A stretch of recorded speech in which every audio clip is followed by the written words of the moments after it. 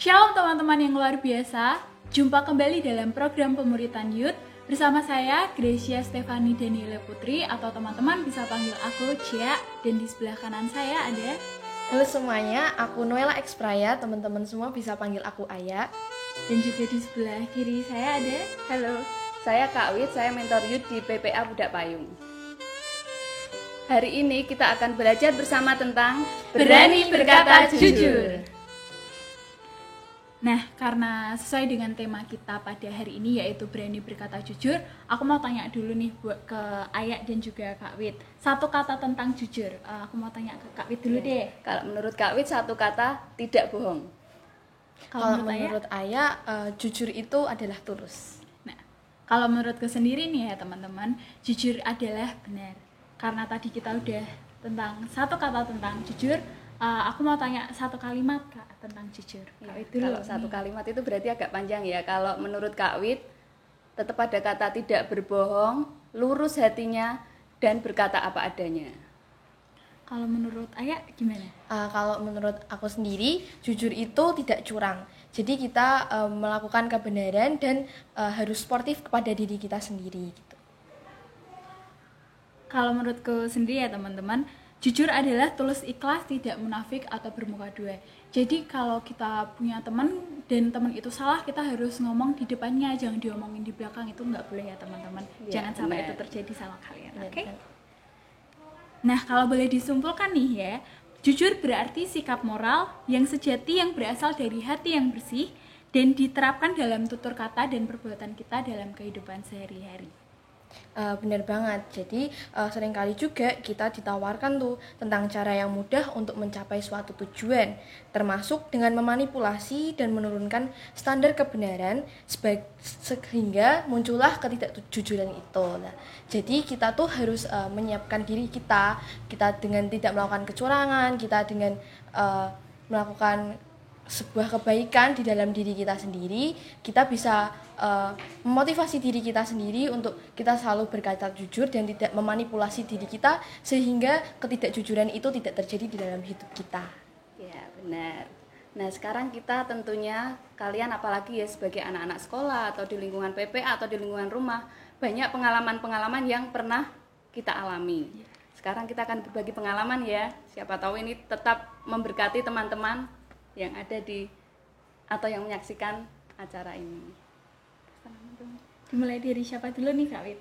Dari Kak Wit ya. Yeah, okay. Kak Wit itu punya pengalaman ketika bekerja di sebuah perusahaan. Nah, jadi Kak Wit itu waktu itu menjadi anak baru. Terus Kak Wit itu ditugaskan untuk menghitung stok barang. Ini di dunia garmen ya, tidak usah disebut perusahaannya apa. Nah, dalam menghitung barang itu memang kita harus jujur ya. Nah, waktu itu tuh karena dulu tak terhandle, jadi mungkin gudang stok ini agak murak-marik lah istilahnya seperti itu. Nah, dari data yang Kak Wit terima itu dengan aktual barang itu harus dicocokkan. Nah, pada kenyataannya setelah di lapangan, dari catatan, misalnya ya, dari catatan itu ada terisi satu box ini 10. Tapi ketika pada kenyataannya dihitung, ternyata hanya ada 7 saja. Nah, waktu itu Kak Wit tulis aktual-aktualnya semua. Setelah itu Kak Wit membuat laporan yang sebenarnya. Dari kejujuran Kak Wit ini ternyata banyak yang tidak suka. Nah, orang-orang lama kemungkinan itu barang itu nggak tahu di mana, atau memang mereka itu aslinya sudah tahu barang itu isinya berapa. Karena tidak sukalah itu mereka jadi memfitnah bahwa pekerjaannya Kak Wit itu nggak bagus lah, supaya Kak Wit itu nggak di situ gitu. Mereka mungkin takut dengan orang yang jujur ya. Nah, kemudian singkat ceritanya, kemudian Kak Wit laporkan apa adanya, tetapi karena Kak Wit sudah dapat laporan bahwa pekerjaannya Kak Wit nggak baik, itu dipanggil oleh pimpinan perusahaannya dan malah dimarahin. Gimana sih pekerjaanmu kok gini-gini, tapi nggak berhubungan dengan itu. Kemudian Kak Wit akhirnya, ya sudahlah mau apa begitu. Kak Wit dengan tidak takut, Kak Wit bilang saya mau keluar saja. Karena ternyata kejujuran yang Kak Wit harapkan itu menjadi baik, karena selama ini mungkin mereka bekerja tidak jujur ya. Ternyata istilah bahasa Jawanya itu jujur ajur. Nah, jadi Kak Wit harus meninggalkan perusahaan itu, dan tapi Kak Wit nggak khawatir, begitulah kita bisa bekerja dengan jujur di luar lagi. Pengalamannya yang lain Kak Kris atau Kak Aya mungkin. Tadi kalau dari pengalamannya Kak Wit ya teman-teman, itu tuh jujur tuh mahal banget harganya. Karena nggak semuanya kejujuran kita tuh akan mendapatkan hasil yang baik. Ya, betul. Gitu.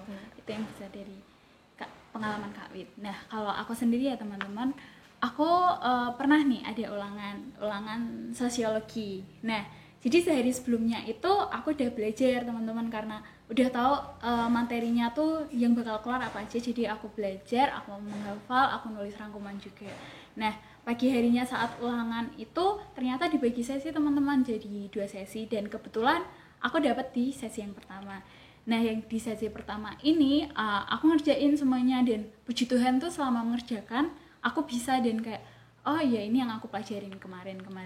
Dan pada saat selesai aku berharap aku akan mendapatkan nilai yang bagus, dan aku kayak cuma mikir ini semoga dapat 90 gitu.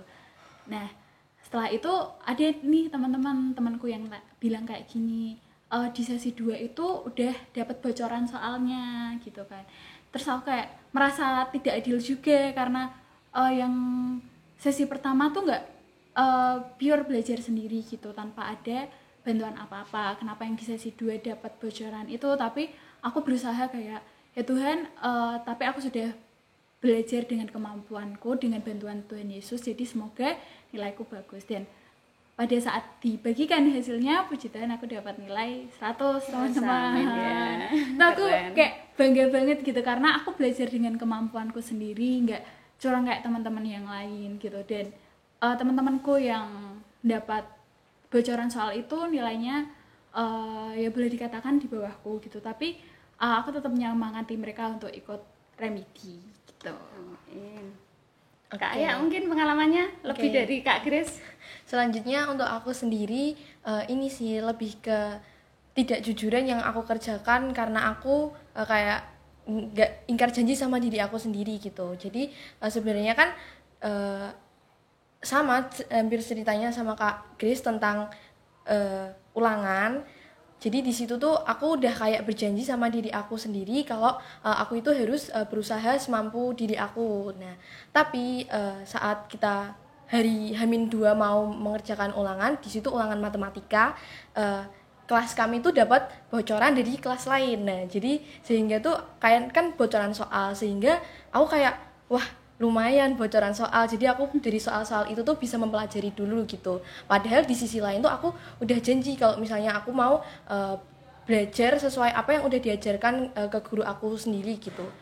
Dan di situ aku mengerjakan soal itu, aku menghafalkan semua jawaban-jawaban dari soal itu, dan ternyata soal yang diberikan sama kelas yang lain itu soalnya sama persis sama soal yang aku dapatkan saat aku ulangan matematika. Nah, sehingga aku bisa mengerjakan soal itu dengan soal-soal yang sebelumnya sudah aku tahu dan aku hafalin jawabannya itu. Memang sih aku dapat nilai bagus, tetapi saat aku selesai mengerjakan soal itu, aku dapat kayak instan karma gitu dari Tuhan. Jadi aku di situ sempat kecelakaan. Dan apa ya, mungkin suasananya emang kayak berbeda gitu, tapi aku kayak yakin banget kalau di situ aku melakukan kesalahan dari aku tidak melakukan kejujuran itu tadi gitu ya. Jadi semua itu ada resikonya ya Kak Grace, Kak Aya ya. Entah kita jujur entah nggak jujur itu tetap ada resikonya, tapi yang pasti semua itu ada pertolongan Tuhan buat kita ya. Kalau kita mau mengandalkan Tuhan, kita tetap takut akan Tuhan dulu. Kuncinya kita takut akan Tuhan tuh kita pasti melangkah pun kita akan berkata jujur. Kita akan takut kalau bohong, kita akan mikir ulang. Bohong itu nanti resikonya pasti nggak baik buat kita. Nah, ini Kak Wit ada satu ayat kita mau baca dalam Efesus 4 ayat 25. Di sini dikatakan, karena itu buanglah dusta dan berkatalah benar seorang kepada yang lain, karena kita adalah sesama anggota. Begitu. Benar, jadi kejujuran itu adalah pilihan yang terbaik yang harus kita ambil, karena itulah adalah dasar yang kuat saat kita mulai membangun suatu hubungan yang sehat, dan kita harus mempertahankan itu. Begitu ya. Jadi dari pembahasan kita saat siang hari ini, dari kejujuran intinya adalah kunci kepercayaan orang lain yang diberikan kepada kita. Kalau orang lain sudah percaya sama kita, sekali-kali kita jangan melukai hatinya dengan kebohongan. Nanti orang itu sudah nggak akan percaya lagi, Kak Aya, Kak Grace kemarin udah bohongi aku, hari ini aku nggak mau dekat-dekat dengan dia, nanti dia pasti akan bohongi aku lagi. Seperti itu ya. Jadi kita harus semaksimal mungkin untuk jujur kepada siapapun. Kita mau baca satu ayat lagi, yaitu di dalam Amsal 12 ayat 22, demikianlah firman Tuhan. Orang yang dusta bibirnya adalah kekejian bagi Tuhan, tetapi orang berlaku setia dikenannya. Ya, amin ya. Begitu ayat-ayat yang menguatkan kita untuk kita dimanapun berada, kita harus berkata jujur. Apalagi kita sebagai generasi muda ya, banyak hal yang membuat kita untuk serong, untuk kita nggak jujur. Mungkin kita dengan orang tua, dengan pimpinan kita akan kemana gitu, untuk kita tidak jujur, kita berbohong, tapi kita juga harus terima apapun resikonya. Teman-teman yang tidak jujur, tapi sebisa mungkin kita mempertahankan kejujuran itu, karena tadi sudah dibacakan di 2 ayat itu bahwa kejujuran itu penting dan juga mahal harganya. Demikian pembahasan kita pada hari ini, yaitu tentang berani berkata jujur. Sampai jumpa ya teman-teman di pemuritan youth selanjutnya. Tuhan Yesus memberkati.